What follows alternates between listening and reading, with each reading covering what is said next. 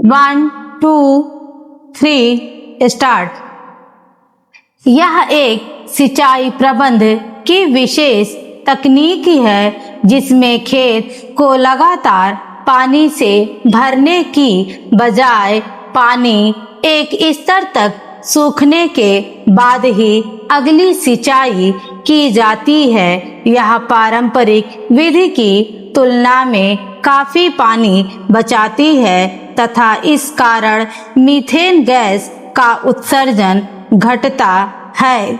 हाल के कुछ वर्षों में एशिया में इसका व्यापक प्रचार किया गया है, जिससे चीन, फिलीपींस और दक्षिण पूर्व एशियाई देशों में इसे काफी अपनाया गया है।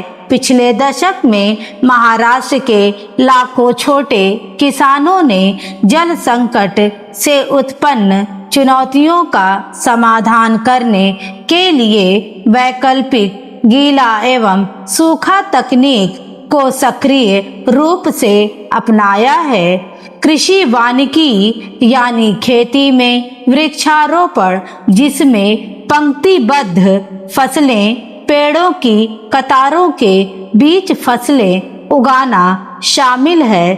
कृषि वानिकी के कुछ विशिष्ट लाभ हैं। यह मिट्टी के स्वास्थ्य, जैव विविधता और भूमि संरक्षण के लिए अहम है। इससे स्थानीय जैव विविधता को बढ़ावा मिलता है।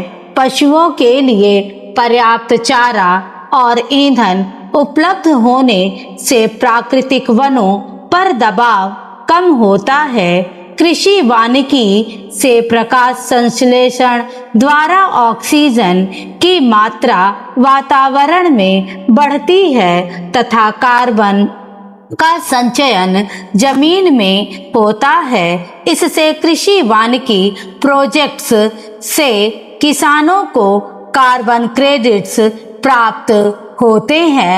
उत्तर भारत के मैदानी क्षेत्रों में किए गए एक अध्ययन में यह पाया गया कि पंजाब और हरियाणा के 7 जिलों में पॉपुलर आधारित कृषि वानिकी प्रणालियों के अंतर्गत कुल CO2 समतुल्य कार्बन भंडार 9.946 मिलियन टन था, जबकि केवल यमुनानगर जिले में यह मात्रा 3.026 मिलियन टन आंकी गई, जो इन प्रणालियों की उल्लेखनीय कार्बन नियंत्रण क्षमता को दर्शाता है। साथ ही कृषि वानिकी मॉडल के तहत यूकेलिप्टस और पॉपुलर किसानों के लिए 25,000 रुपए प्रति हेक्टेयर प्रति वर्ष तक अतिरिक्त आय सृजित कर सकते हैं। इसी प्रकार देश के सभी वनों में भी कार्बन भंडारण की क्षमता अधिक पाई गई है। कृषि वानिकी की संभावनाएं सभी प्रदेशों में है। वैश्विक स्वैच्छिक कार्बन बाजार भारतीय किसानों के लिए महत्वपूर्ण अवसर प्रदान करता है, लेकिन इसके लिए उन्हें किसी किसान उत्पादक संगठन, कृषि या सहकारी संस्थानों अथवा किसी सरकारी संस्थानों के साथ सामूहिक रूप से में अपने खेतों तथा खेती पद्धति को अंतर्राष्ट्रीय मानकों के अनुसार पंजीकृत करवाना होगा।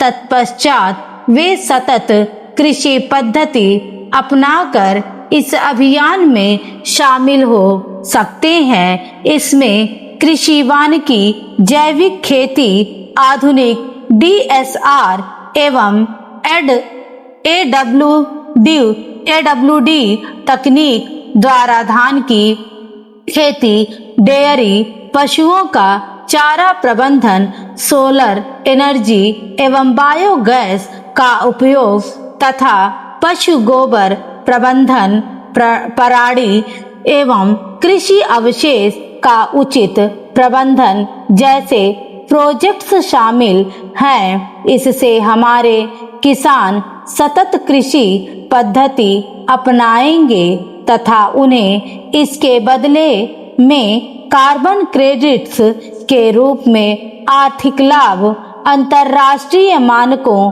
के हिसाब से मिल पाएगा।